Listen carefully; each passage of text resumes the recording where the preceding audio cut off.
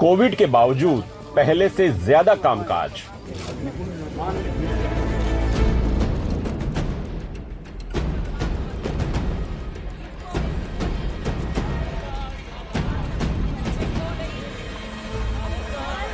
नया संसद भवन, करीब 875 करोड़ रुपए की बचत। नहीं पूछा था प्रश्नकाल के बाद नो 17वीं लोकसभा के दौरान सदन के कामकाज को लेकर सुनने का धैर्य नहीं होता।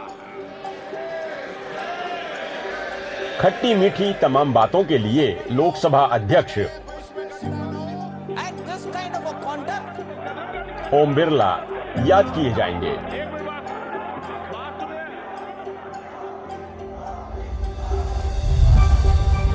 मोदी सरकार के तमाम चौंकाने वाले फैसलों की ही तरह स्पीकर चुनने के फैसले ने भी चौंकाया। प्रस्ताव स्वीकृत हुआ और श्री ओम बिरला को इस सभा के अध्यक्ष के रूप में निर्वाचित घोषित किया जाता है, क्योंकि श्री नरेंद्र मोदी जी द्वारा प्रस्तुत प्रथम प्रस्ताव स्वीकृत कर लिया गया है। जहां मीडिया में कई दिग्गज बीजेपी नेताओं के नाम चल रहे थे, पीएम मोदी ने राजस्थान के कोटा से 3 बार के विधायक और 2 बार के सांसद ओम बिरला को इस पद के लिए चुना। यह अत्यंत हर्ष का और गर्व का समय है। आपको इस पद पर आसीन होते हुए देखने का।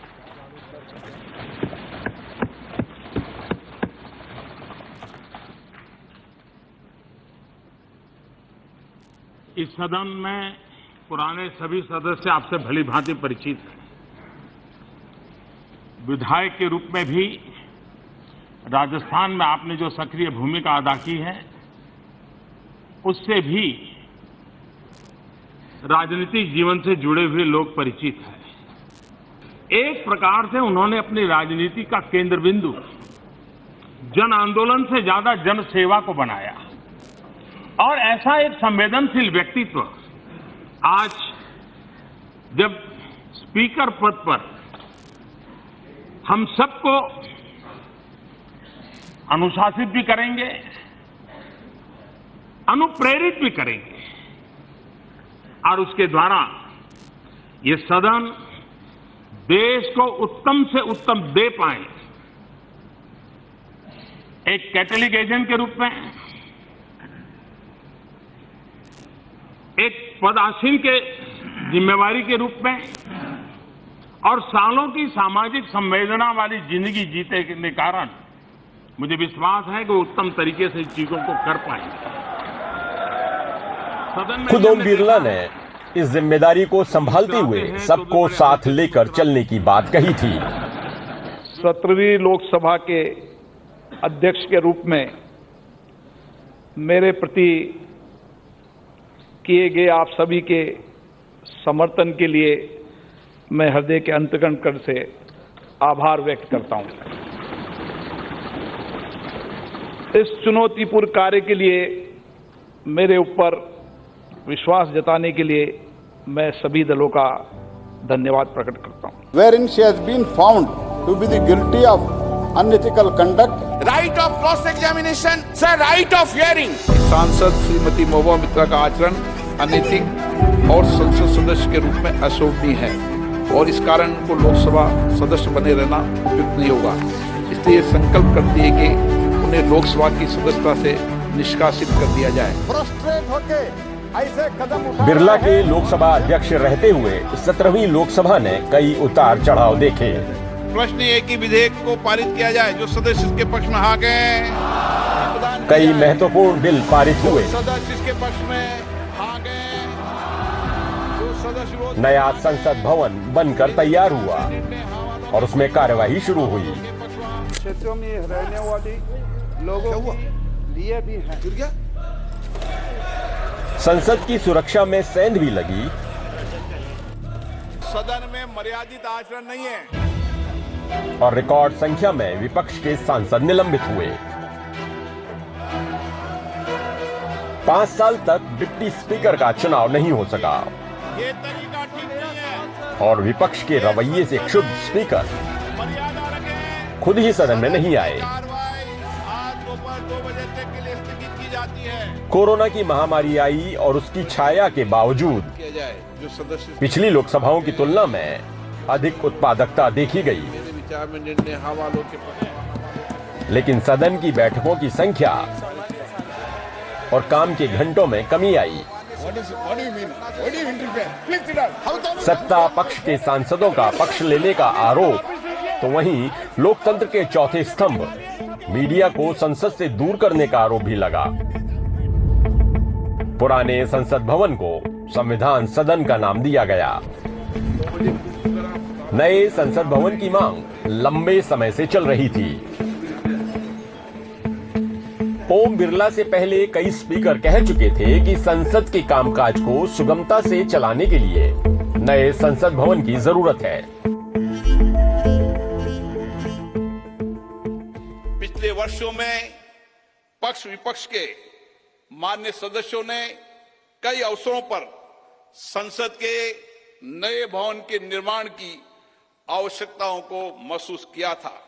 इसी परिप्रेक्ष्य में राज्यसभा और लोकसभा दोनों सदनों ने माननीय प्रधानमंत्री जी से संसद का नया भवन बनाने का आग्रह किया।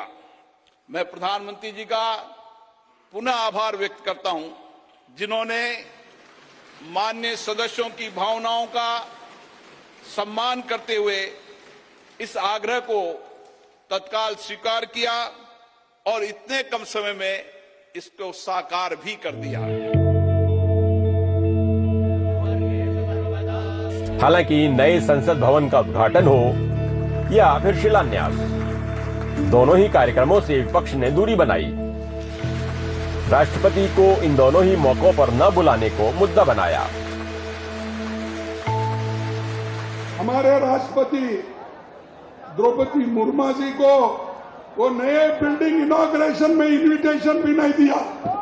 ये है शेड्यूल ट्राइब के तहत क्यों नहीं बुलाना? आप सिनेमा वालों को बुलाते हो, आप अपने लोगों को बुला के दिखाते हो, तो वो इनॉग्रेशन के लिए आपने मुर्मू को क्यों नहीं बुलाया?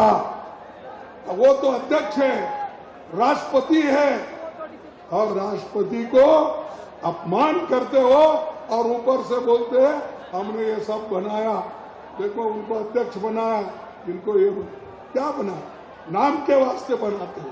मान्यवर राम जन्मभूमि का जो इतिहास है, तो हम जब तक भारत में रहेंगे नहीं है, काला दिन वो था। शुड रिलीजन ऐसे ही कई मुद्दों पर एनआरसी करेंगे। अब सुनने की क्षमता रखी है। सत्ता पक्ष और विपक्ष के बीच गतिरोध बना रहा,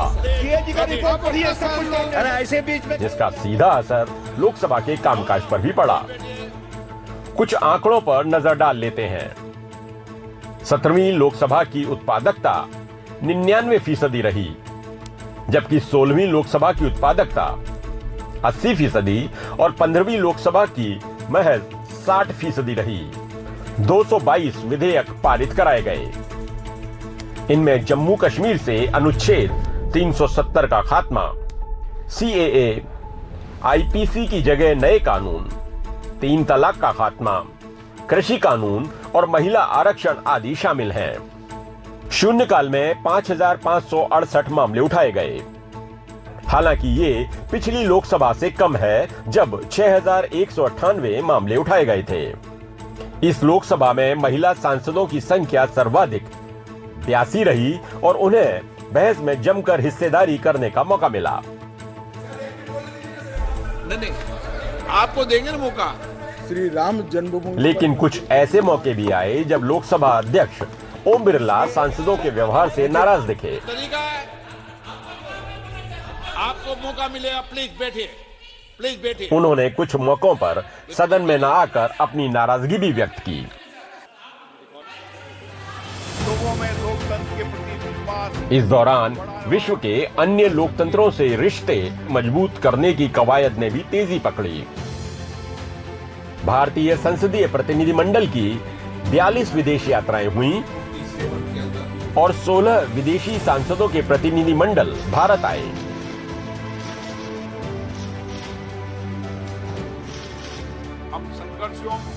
और विवादों के शांतिपूर्ण G20 का कामयाब आयोजन भी दिल्ली में किया गया, जिसमें 24 देशों के अध्यक्षों उपाध्यक्षों ने भाग लिया। ओम बिरला की अध्यक्षता में संसद भवन में कई नई पहल भी हुई। स्मार्ट और पेपरलेस संसद, 100% डिजिटल भुगतान, संसदीय डिजिटल लाइब्रेरी जिसमें 45 लाख डिजिटल पन्नों में 4.30 लाख से ज्यादा फाइलें, जिनमें 167 वर्षों की जानकारी उपलब्ध। महत्वपूर्ण बिलों पर सांसदों के लिए 87 ब्रीफिंग सत्र। सांसदों के पोर्टल को डिवाइस न्यूट्रल बनाया गया। संविधान सदन में नो योर लीडर कार्यक्रम के जरिए लोकतंत्र में युवाओं की भागीदारी बढ़ाई गई। प्रबंधन अभ्यास के लिए चिंतन शिविर का आयोजन। सांसदों के लिए नए आवास का उद्घाटन और शिलान्यास। खर्चों में कटौती कर करीब 875 करोड़ रुपए की बचत की गई। जम्मू कश्मीर इंटरनल मामला हो सकता है, ये तरह तरह की बात है। एग्रेसिव ना हो, जान दे देंगे इसके लिए। क्या बात कर रहे हो आप? This is not a white paper. It's a total fraud. This is a black brush. हालांकि ऐसे कई फैसले भी हुए जिन पर विपक्ष ने सवाल उठाए। या फिर सिर्फ हिंदुत्व की फिक्र रखने वालों का जवाब खत्म करना। लोकसभा के डिप्टी स्पीकर का चुनाव न होना, 5 साल तक ये पद खाली रहा। दल बदल कानून के तहत टीएमसी के शिशिर अधिकारी और दिव्येंदु अधिकारी के खिलाफ अब तक कार्रवाई नहीं। रमेश बिधूड़ी पर कार्रवाई नहीं। महुआ मोइत्रा के खिलाफ 1 महीने में ही कार्रवाई। एनसीपी के लक्षद्वीप के सांसद मोहम्मद फैजल की सदस्यता बहाल करने में देरी। लोकसभा से रिकॉर्ड संख्या में सांसदों को निलंबित किया गया। कोरोना नियमों की आड़ में मीडिया पर पाबंदियां लगाई गईं। नए संसद भवन की सुरक्षा में भारी चूक। दर्शक दीर्घा से सदन में कूदे 2 लोग। विपक्ष की शिकायत, बोलते समय माइक बंद कर दिया जाता था। हालांकि लोकसभा सचिवालय के लोगों का कहना है कि कई मुद्दों पर तिल का ताड़ बनाया गया। अब विपक्ष के सांसदों को बोलने का मौका देने की बात हो। ओम बिरला ने सबको समान रूप से अवसर दिया। माननीय सदस्यगण, आपके माननीय सदस्य और आपके कई माननीय सदस्य इस पर विचार रखेंगे। माननीय वित्त मंत्री जी अपना विचार रखें, आप अपना विचार रखें, देश तय करेगा। बल्कि कुछ मौकों पर तो उन्होंने मंत्रियों को डांट भी लगाई। माननीय मंत्री जी 1 मिनट, मेरा माननीय सदस्यों से आग्रह है, और फिर आप वरिष्ठ सदस्य बैठे, सदन में प्रश्नकाल में कभी भी कोई मेडिकल कॉलेज का नाम लेकर, कोई संस्थान का नाम लेकर और उसमें ऐसा होना चाहिए, ये प्रश्नकाल कभी नहीं उठाना चाहिए। इससे क्या है कि हमारी संसदीय मर्यादाओं पर और इस प्रश्नकाल पर बड़ा लंबा इम्पैक्ट पड़ता है। पॉलिसी मैटर पर बोले आप उस मेडिकल कॉलेज में ऐसा नहीं हुआ, ये बोलना भविष्य के लिए उचित नहीं। खुद पीएम ने 17वीं लोकसभा के समापन भाषण में निष्पक्षता के लिए स्पीकर की जमकर तारीफ की। मैं आपके प्रति भी हृदय से बहुत बहुत आभार व्यक्त करता हूं।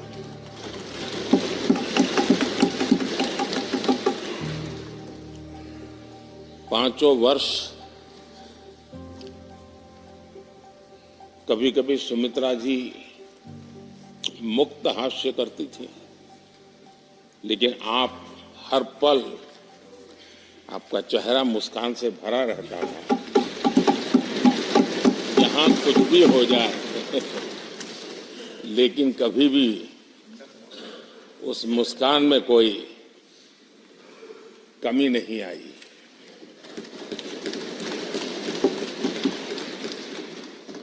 अनेकविध परिस्थितियों में अपने बहुत ही संतुलित भाव से और सच्चे अर्थ में निष्पक्ष भाव से इस सदन का मार्गदर्शन किया, सदन का नेतृत्व किया। मैं इसके लिए भी आपकी पूरी पूरी प्रशंसा करता हूं।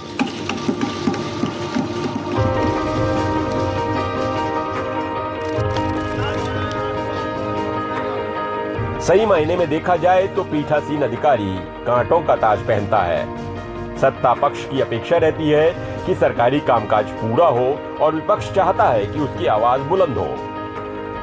जीडी मावलंकर से लेकर ओम बिरला तक सभी लोकसभा अध्यक्षों को समय समय पर अग्नि परीक्षाएं देनी पड़ी हैं। इन सब के नाम इतिहास में दर्ज हैं और इनके कामकाज की समीक्षा आगे भी होती रहेगी। ओम बिरला हमेशा मुस्कुराने वाले एक ऐसे स्पीकर के रूप में याद रखे जाएंगे जो कठोर फैसले करने में भी नहीं हिचकिचाए।